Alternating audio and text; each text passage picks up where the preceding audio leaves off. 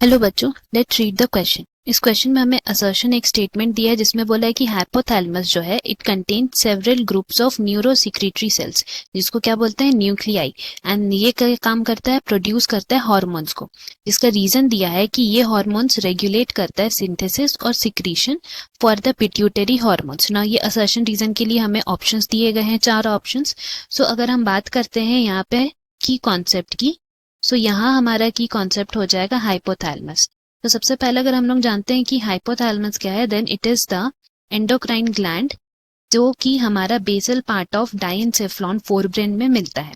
Now जैसे कि हमारा असर्शन हमें बोल रहा है कि इस हाइपोथैलेमस में कुछ न्यूरोसिक्रीटरी सेल्स रहते हैं जिसको हम लोग न्यूक्लियाई बोलते हैं, एंड ये जो न्यूक्लियाई है वो क्या काम करता है, हार्मोन्स प्रोड्यूस करता है। तो ये असर्शन सही है, बिकॉज जो न्यूक्लियाई इनमें प्रेजेंट रहते हैं वो हार्मोन्स प्रोड्यूस करते हैं जिसका क्या काम रहता है, सिंथेसाइज करना एंड सिक्रीट करना हार्मोन्स को। तो ये कौन से हार्मोन्स को सिंथेसाइज करता है एंड सिक्रीट करता है, इसके लिए हम लोग बोल सकते हैं ये 2 तरह के हार्मोन्स को रिलीज करता है, विच आर, पहला है हमारा रिलीजिंग हार्मोन्स जिसके एग्जाम्पल हो जाएंगे GnRH, एंड दूसरे तरह का जो हार्मोन्स है वो है इनहिबिटिंग हार्मोन्स जिसका एग्जाम्पल हमारा हो जाएगा सोमैटोस्टैटिन।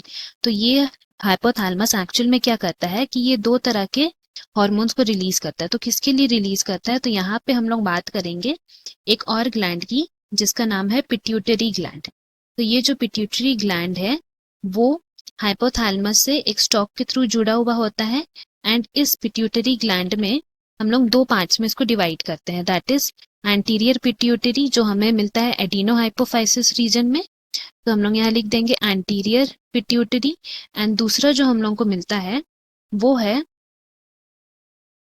पोस्टीरियर पिट्यूटरी जो न्यूरो हाइपोफाइसिस में मिलता है। तो अगर हम लोग इन दोनों पिट्यूटरी के बारे में बात करते हैं, दोनों पिट्यूटरी पार्ट की, तो बोल सकते हैं कि एंटीरियर पिट्यूटरी जो है वो अपना हार्मोन्स खुद ही सिंथेसाइज कर सकता है। तो हम लोग यहाँ लिख सकते हैं कि सिंथेसाइज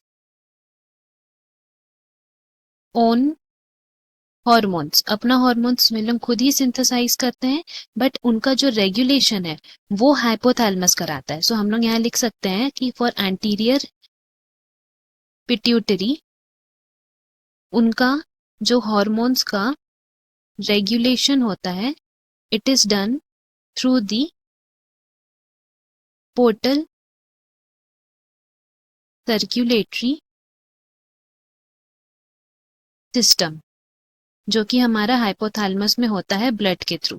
सो इसके थ्रू हमारा इसका रेगुलेशन होता है। बट अगर हम लोग बात करते हैं पोस्टीरियर पिट्यूटरी की, तो पोस्टीरियर पिट्यूटरी में हम लोग बोल सकते हैं कि पोस्टीरियर पिट्यूटरी सिर्फ और सिर्फ क्या करता है, वो स्टोर करता है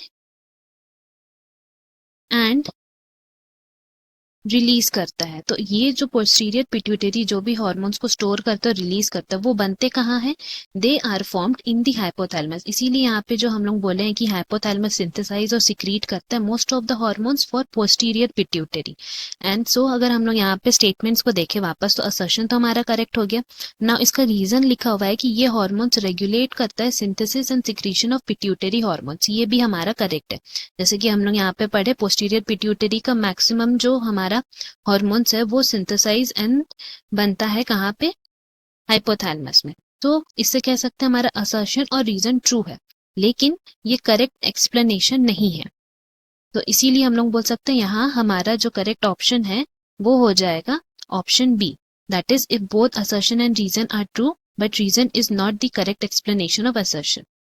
hope you have understood. Best of luck. Thank you.